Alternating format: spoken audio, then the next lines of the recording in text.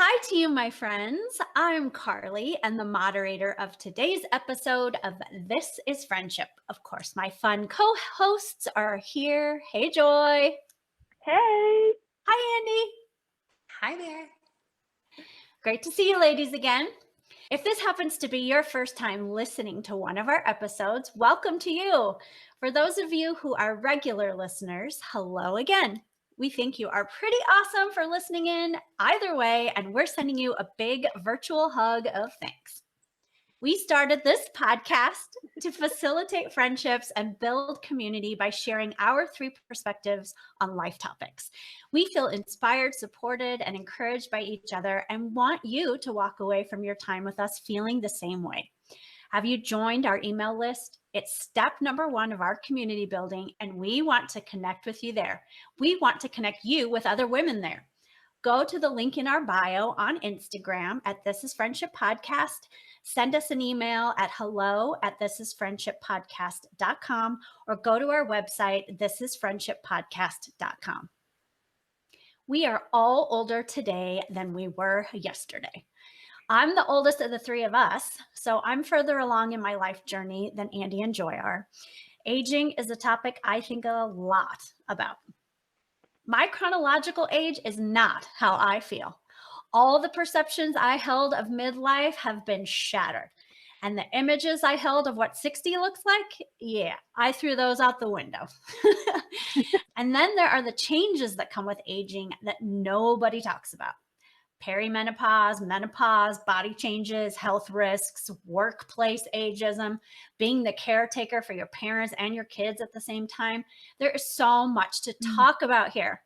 Not going to do it all today, but I have a feeling we are going to have more episodes related to the topic of aging. So let's start today's chat. Joy, I'm going to ask you to go first today, please. So what big changes have you experienced in your physical and emotional health in the last decade? Well, welcome. Thank you for that awesome intro, Carly. I feel like aging is a topic that everyone, regardless of your age, whether you're in high school or you are in your 20s, your 30s, you're 75 and catching us, I think that age is a timeless topic to talk about. Thank you for bringing this to the table. Back to the physical and emotional health changes over the last 10 years. Currently, I am 36 and am due with my second child in about 10 weeks or so, and have had ups and downs. I've had 10 years of corporate retail buying experience. Through there, I was doing lots of traveling. I was doing lots of life living, lots of food eating and drink tasting that led to all kinds of different physical ups and downs. It was a job that I loved. I was really super passionate about. Then I lost my job because our company filed for bankruptcy and it was not on my 10-year plan. So I went through a little bit of depression, loss of a job that I loved, that I really enjoyed being in a team setting, going to work. I enjoyed learning all kinds of stuff all the time. Then was staying at home with my son because at the time I was transitioning to close down the company. I had my son at the same time. So then was transitioning to a stay-at-home mom and was battling isolation, loneliness. Social time went from an all-time high, going into a huge office every day, getting to see people that I loved and interacted with, to the communication I got with a screaming baby 24 hours a day, most of the time, that just needed, which I loved so much, but it was also a huge shift change that I was not prepared for mentally. Also the physical demands of postpartum recovery, that fourth trimester, and nursing. I feel like it's a huge different ballgame that is super physical. Your body should be healthy enough to be able to support itself as well as baby at the same time and continue to grow stronger because you're lifting baby or traveling with a car seat, and that's got a lot of different physical demands. So I've had a lot of different physical and mental changes, and that's a little bit of my 10-year roller coaster. Great, thank you. Andy, how about you? What big changes have you experienced in your physical and emotional health in the last decade? Thank you, Karli. At the top of the episode, you articulated everything that I feel in relation to age, which is it's not about the number, it's about mindset and it's about how you feel. I loved, Joy, how you referenced timeless. That was absolutely beautiful and so perfect and so fitting. When I started looking at this question, I was like, my goodness, what have I accomplished over the last 10 years, a whole decade? I would say over the last decade, I am in the best shape of my life.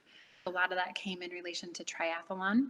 I became a half Ironman in the last decade, which if 10 years ago you said to me, you'll be completing a half Ironman and you'll be a triathlete, I probably would have laughed and said, yeah, that's not me. No, that's not going to happen. Most recently became a newlywed, which has been so much fun and I'm enjoying that. I've had quite a lot of career transition as well. I've always been really, really blessed to have roles and positions that have always groomed me for the next step and was able to transition and move through careers and positions that have really catapulted me or have become the cultivation of what I'm currently doing. We've referenced passions and experiences in previous episodes and how important those are. I've been really blessed and really lucky from that perspective that my careers have always been very creative and they've been very fun. And I've always had that internal knowledge to know when it's time to move on to the next thing. We talked about growth mindset in our last episode, and I think a lot of my growth mindset has come from that. So, over the last decade, a lot of physical and emotional changes, but I would say mostly big change would be health and being in the best shape now, and also career changes and being a newlywed. Thank you. My physical and emotional health changes in the last decade. I am 53, so I was in my early 40s 10 years ago. Perimenopause has been the biggest thing happening for me in the last decade, both physically and emotionally. I am in very good physical health and I have been surprised, let me put it that way, by how fast and hard things started to change once I hit probably 42. So things like my metabolism being slower, eyesight prescription changing more rapidly every year, dental issues, my teeth shifting, things like that that happen when you age, my skin, some weird skin stuff happening, things that had no clue to even expect. That's one of my reasons for wanting to talk about this topic is because I do feel that if I had known some of this stuff when I was in my 30s and going into my 40s, I would have had a little bit more of awareness and understanding of what was going on. Probably 7 years or so ago, I remember I thought to myself, am I starting to lose my mind? Because my mom had dementia at the end of her life. And I thought to myself, am I starting to have early signs of dementia? I really had enough brain fog and weirdness where I couldn't recall words and I couldn't focus to remember to write that formula in the spreadsheet, or I couldn't even do basic math without like a calculator sometimes. I was scared. But guess what? That's part of perimenopause. That's one of the things that happens. You go through that brain fog, it clears, but you do go through those points. So I really feel like I want younger women to know what's coming and what, if you start having some of this stuff, you're not scared that you're on the doorstep of Alzheimer's when you're 32. I wasn't that young, but when you're hit your 40s or whenever that perimenopause kicks in for you, because it's different for every person. Emotionally, I did find myself questioning, was I really healthy? Was I experiencing some weird brain things that, what doctor did I need to go see for this? That for me has been the biggest overarching physical and emotional thing, is just what's happening as I am getting close to menopause and moving through that. Oh, and night sweats. Didn't talk about those. I know there's ladies listening out there who understand night sweats. I've recently, just in 2021, had a few actual genuine hot flashes when I wasn't in bed. And it's a weird, weird feeling. It's like you have this radiator inside of you all of a sudden. It's very strange. But I would love to hear from any of our listeners about how you're experiencing those particular symptoms of perimenopause and menopause. All right, next question. Joy, what big changes do you expect to have in your physical and emotional health in the next decade? So as you look ahead. I just have to add, thank you for that, because I feel like I've got some brain fog here and there, and I just blame it on like pregnancy brain or mommy brain. But now I've got this other alarm that I may need to start looking out for and watching for. So thank you for opening my mind and eyes to what else it could be out there. Well, the pregnancy and mom brain is for sure a thing too. We have it then, and then we have it again. It's hormonal. It's triggered by hormones. So when your hormones are going crazy, guess what? These are some of the things that happen that you don't understand or know are going to happen. Yes. Thank you, Okay, estrogen. Thank you. Will you ask me that question one Yes. more time, Karli? So Sorry. looking ahead 10 years, what big changes do you expect to have in your physical and emotional health? I feel like my whole life has been a roller coaster, so pretty sure that's going to continue. Going to plan on that. But as far as emotional and physical health, I don't really feel like my lifestyle changes are going to have any major shifts that I anticipate that I know of. I don't really have any nutritional plans. I'm planning on changing real physical plans. I'm planning on changing my health. I'm anticipating that it'll stay somewhat similar that it has, except once I hit each decade, I feel like I have some sort of a transition adjustment period that I may need to do some tweaking on. So that's the only thing that I am already planning on anticipating. From past experience, I know there's going to be some sort of transition, some sort of shift. So I know I'm going to have to adjust something. I just don't know what that exactly is yet. I can't pinpoint it. As far as emotionally, I'm already anticipating a little bit. Beckham's going to start preschool in the fall, and I'm already anticipating a little bit of that realization of how precious time is with him, and that I know that that shift is going to change, and it's only going to grow because I am growing another human being that I'm going to be able to love just as much as him. And so I know that that's going to be a big emotional change. I'm going to lose a little bit of that one-on-one time. That's what I've known with him since being pregnant with him, is losing or changing that relationship. Our relationship dynamic will change. So I'm already getting a little bit emotional about that.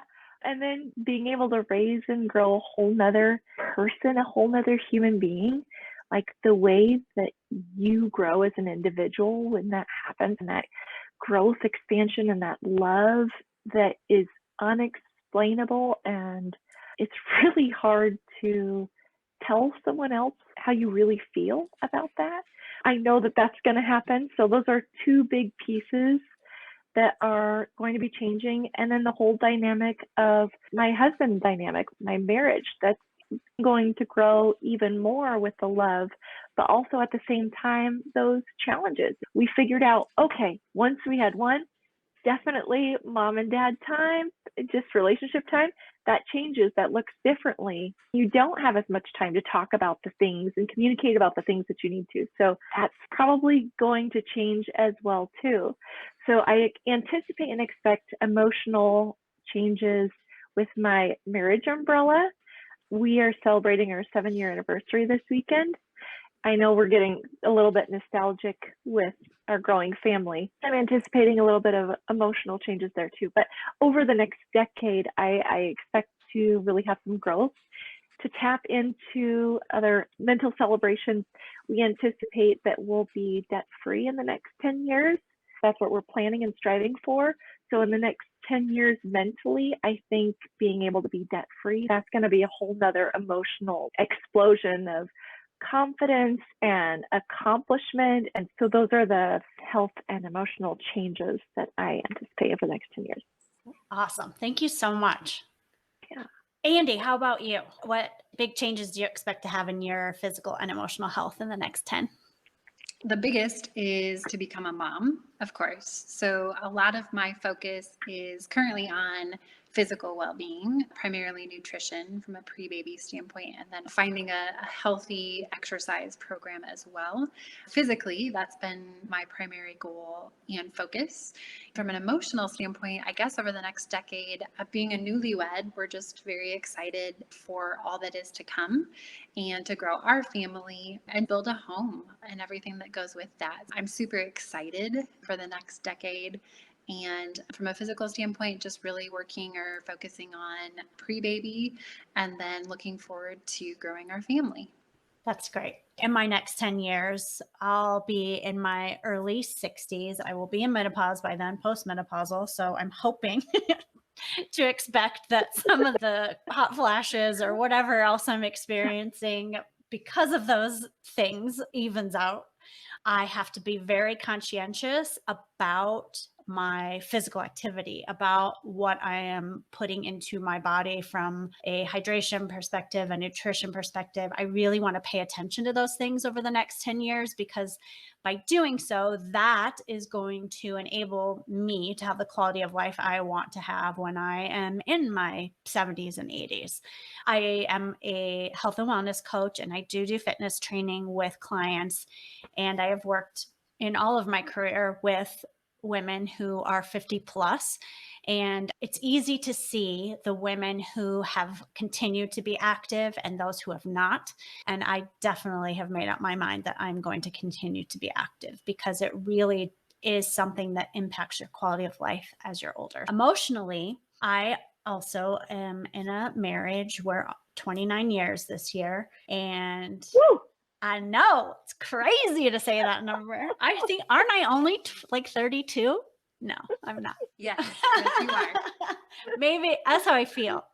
Getting closer to ending our careers and being able to travel and do the things we want to do there. And Joy, to your point of having some goals, financial goals, and things of that nature, that's for sure on our list. We're in the home we want to be in for the rest of our lives. We were able to make that decision a few years ago, and here we are. So, what happens and evolves with that over 10 years? Here's the big question, ladies. What scares you about aging and what excites you about it? Joy, you're up. Ooh. Can I say everything and everything Sure. at the same time? Yeah, give me two things. Give me two things. I just kind of am excited to go forward all the time. And I don't ever want to go back. I only want to go forward. I feel like I am the person I am today, and I am strong and full of life, and I want to love and experience and learn. That's just who I am. So I'm really excited about moving forward in life just because I know I love the ride. Life is crazy and full of whirlwinds, and I love the ride. It's not always easy, but it's always fun. Life is exciting to look forward to for me. So I am more excited about aging than I am scared of it. I think the scared is probably fear and unknown of what life is going to bring, right? Especially when you're having a new baby, you have no idea what to expect and what kind of new challenges and needs that human being is going to need from you. So you have to be ready to transition and change your life to be there for that human because that's what you decided in life. To me, that's one of the most important things is to be there for that new life and new development and change as they age and you also age. I feel like in today's world, especially with social media, aging looks so good on everyone, including you little ladies right here. I'm probably way more excited about everything and all the future things to look forward to. How about you, Andy? I would definitely echo what Joy said is I'm excited as well. I feel like I'm constantly moving into the best time of my life. So lots of excitement on this end as well. Karli, how you lead your life is exceptionally inspirational to me, not only to me, but I know everyone around you. You definitely, I think, model it very well. You make it look extremely, extremely easy. The first time that I met you and you had mentioned that you had 3 kids and the age that your kiddos were, I just about fell on the floor. So big compliments to you, Karli, with that. You excite everyone around you in terms of how you live. And I definitely emulate and want to model that. I think I'm looking forward to maybe slowing down a little bit. And a lot of that is being able to spend time with hopefully a young family as Jake and I are growing. And then also recognizing in my parents or just in our family that their lives are also slowing down as well. And maybe a little bit of COVID and the pandemic really helped us all realize what's most important. But I would say I'm very excited for me personally from an aging standpoint and all that is to come. I think the thing that scares me the most is losing people that are very close to me. I wish that we could slow down time. Unfortunately, we all get older and things come to an end. That scares me in terms of thinking about all of the people that surround me and specifically my parents, of course. I don't know that I have any scares for me personally right now. It's probably more just knowing that at some point, inevitably, we are going to lose the people that mean the most to us. And the role is probably going to shift. Karli, you had mentioned becoming a caretaker for your parents. And I think for so long, we lean on our parents and they are our foundation. And then I think there becomes a point in time where that shifts and you actually become their foundation. Leaning into that can also be very emotional and hard. So I would say the only thing that scares me is just that we all unfortunately have to get older and we will lose the people that mean the most to us. Thank you. I agree with you. Absolutely. My biggest fear, what scares me about aging is just that sense of mortality. I've already lost my parents, but my siblings, I'm the baby. So I have fears about losing them. And I have fears about my husband and I. Am I going to survive him? Is he going to survive me? Where does that leave our kids? Those are the fears that I definitely have. And a fear of, am I leaving a legacy behind me? Or what is the legacy that I'm leaving behind me? When I am gone, what are people going to say and how are they going to feel and what are they going to remember? Those things to start to kick in. So I am very much committed, as I mentioned a little bit ago, that taking care of myself in every way possible. And if I had known some of the things 10 years ago that I know now, I might have made some changes that could potentially impact the health I'm in right now, even though I'm in good health. I don't want to get 10 years down the road and regret that I didn't make changes that were within my grasp now and that I had the information and knowledge about. If I just was lazy about it or didn't implement the habits, didn't find it important, and then I get 10 years down the road and regret not making those choices that I could have made today. So those are some of the fears I have. What excites me about it, hopefully I'll have at least one grandkid in 10 years. Who knows? I can't foresee into the future, but I'm expecting to be a grandmother at some point. Being able to spend time with my grandkids and love on them. I'm very excited about that. I am very excited about being able to just, to your point, Andy, slow down and not have as many to-dos and must-dos and have far more want-to-dos in my life. Mm-hmm. Those are the things that excite me about aging. Next, let's all three of us imagine your ideal self when you're 75 and imagine what a typical day looks like, the things you might do, where you might live, where you might reside, the kind of environment in your living situation, and what activities you engage in. And then let's talk about what you can do now to ensure you're able to have that typical day when you're 75. Joy, let's start with you. Okay, I'm 75.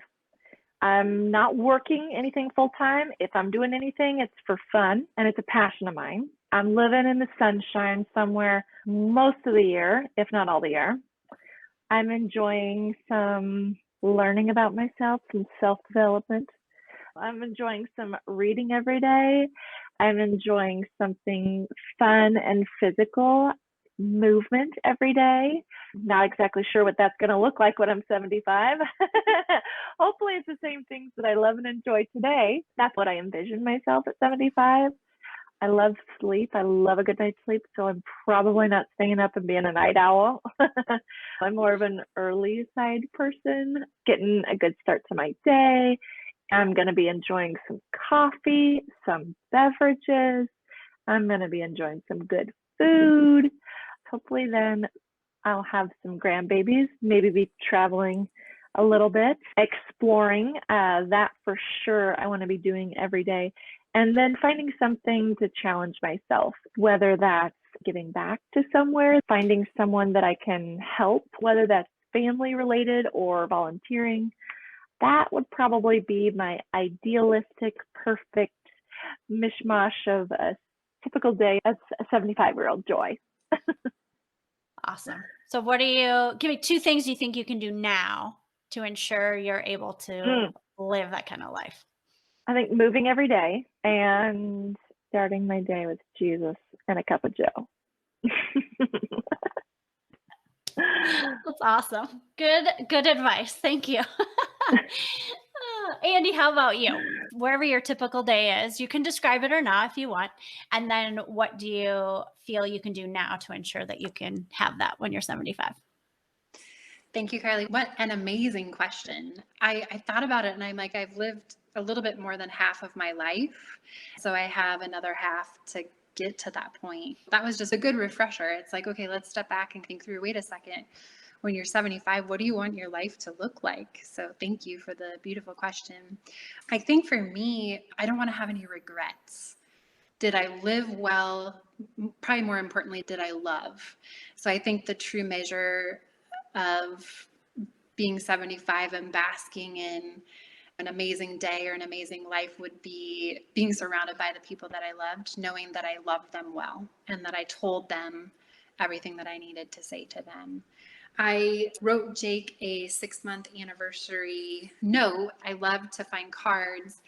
And this was the card that stood out to me in the card aisle. And if you can't see it, it's 2 beach chairs with an umbrella, sand, the beautiful blue ocean, and then also palm trees. If I were to describe a place, that would be one of them. We want to be well traveled. We want to have properties in multiple places and be able to bounce around. But I mentioned in the card, I can't imagine doing it with anybody other than him. And how amazing would it be as we're older and we're sitting there and we're telling stories about a life that we created together and talking about our beautiful children, both on the inside and out, just sitting back in amazement of everything that we've been able to accomplish. And with that would be the development of businesses. Did we live out our calling? Did we make a difference? Did we push a little bit harder now so that when we're there, we can truly slow down and reflect and look back on that? So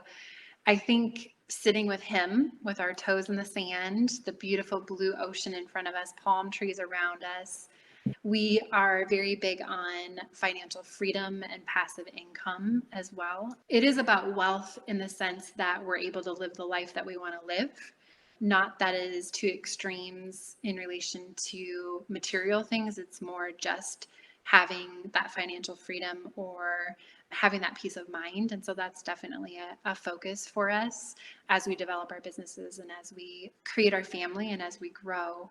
At 75, I want to live with no regrets. I want to truly just be able to reflect and be in a beautiful place and have lived that modern fairy tale that we have and just be basking in happiness and being surrounded by family and friends and all of that. I am so happy you said no regrets. That summarizes it all for me. When I'm 75, what's that quote? You're more likely to regret the things you didn't do than the things you did do. Looking back, probably mid 40s, it hit me. I was like, there are so many things when I was 21 that I wanted to do, and I didn't do any of them. I missed out.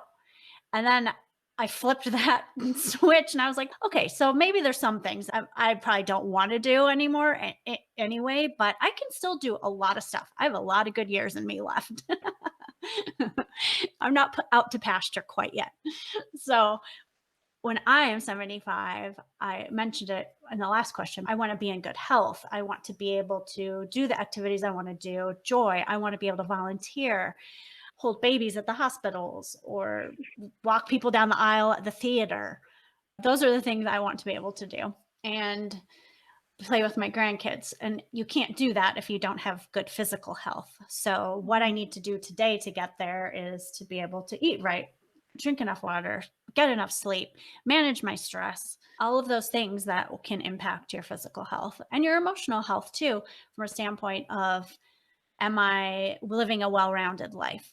Those are all things I can do today that impact my life when I'm 75, 20 something years down the road. Andy, I appreciate you saying it got you to think when I asked this question about what do you want it to look like. I love that you said no regrets, because I think that's a huge thing. The older you get, the more perspective you have about what is really important in your life. I really wanted to do this episode today so that women of all ages, especially those younger, can really start to think about some of those things and not get to their 40s or their 50s or their 60s or their 70s and have regrets about things they didn't do that they wanted to, or things they didn't say, or choices they didn't make when they could have, to live the life and have the quality of life that they want when they get to 75. And obviously, there's things that happen that are out of our control, but shouldn't we do everything we can that we do have control over to get to that life? I really appreciate both you, Andy, and Joy talking to me today and talking to our listeners about aging. I know that it's important to have an open dialogue with women, and I want to say this stuff out loud. I don't want us holding it inside. I want to talk about this very important topic, and I want to inspire women to think about how the choices they make today can impact the quality of life they live when they're in their 70s and 80s. I want to encourage women to embrace aging and ask questions and share their experiences. It's so important for those of us who are in midlife and beyond to share experiences with women who aren't there yet, so that they do have some understanding of what to expect, because there is a lot we don't talk about. How about you, listeners, and our friends out there in podcast land? What scares and excites you about aging? What can you start doing now to ensure that you get to 75 and you're living your ideal life? What physical and emotional changes do you expect in the next decade of your life? How can you learn from others that have already been there? Tell us, DM us on Instagram at This Is Friendship Podcast, leave a comment on YouTube, or send us an email at hello@thisisfriendshippodcast.com. So it's time to say goodbye. Please join us next week when we chat about summer fun. Until then, ladies, I'll see you soon. Thank you, Karli. Bye. Bye, friends.